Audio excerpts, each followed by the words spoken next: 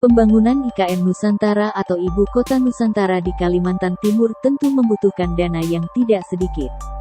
Seperti diketahui, anggaran pemerintah yang dialokasikan untuk pembangunan IKN hanya dapat mencakup sekitar 20% dari total kebutuhan investasi IKN sekitar 500 triliun rupiah.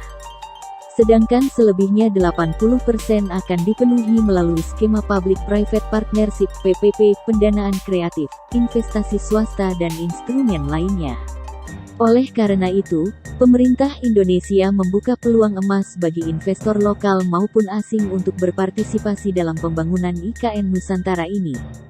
Kabar terbaru, melansir Kontan, Otorita Ibu Kota Nusantara (IKN) menyampaikan, 21 negara Uni Eropa tertarik menanamkan investasi di proyek IKN. Dikonfirmasi kepada Koordinator Tim Informasi dan Komunikasi Tim Transisi IKN Sidik Pramono menjelaskan, ketertarikan negara-negara Uni Eropa pada pembangunan IKN akan ditindaklanjuti dengan serius. Ia mengatakan, pertemuan tersebut menjadi satu upaya pemerintah dalam menarik investor untuk terlibat dalam pembangunan IKN. Otorita IKN menyatakan bahwa, pemerintah sangat terbuka kepada siapa saja yang ingin berinvestasi di IKN. Adapun perwakilan 21 negara-negara Uni Eropa, diantaranya adalah duta-duta besar dari Italia, Belgia, Rumania, Swedia, Hungaria, dan Polandia. Sementara itu dari Otorita Ibu Kota Nusantara (OIKN), hadir Kepala OIKN Bambang Susantono, Wakil Kepala OIKN Doni Rahaju, dan Sekretaris OIKN Jaka Santos. Kabar baik tentang investasi di IKN ini juga disampaikan oleh Presiden Joko Widodo, Jokowi.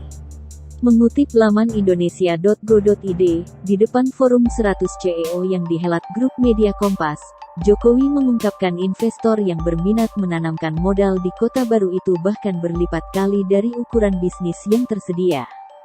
Jokowi pun menyampaikan tambahan kabar baik untuk para investor, yakni, yang oversubscribe itu di zona kawasan inti pusat pemerintahan KIPP, IA. Semacam kawasan Kebon Sirih kalau di Jakarta. Zona 1B, yang ibaratkan sebagai kawasan budi kemuliaan, belum ditawarkan. Dalam waktu dekat ini, zona KIP 1B akan dibuka proses penawarannya. Berikutnya adalah 1C dan seterusnya. Situasi oversubscribe juga bisa terjadi di KIPP 1B. Saat menyampaikan paparan peluang investasi di Kuala Lumpur, Kamis, tanggal 1 Desember tahun 2022, Menteri PUPR Basuki Hadimuljono pun disambut antusias oleh pengusaha Malaysia. Ada 185 calon investor yang hadir, mulai dari pengusaha properti, perhotelan, industri, perdagangan, startup, industri, kesehatan, transportasi, hingga ke sektor energi. Kepada para calon investor, Basuki Hadimuljono juga menyatakan niatnya untuk mengajak mereka berkunjung ke IKN pada kuartal 2 atau 3 di 2023.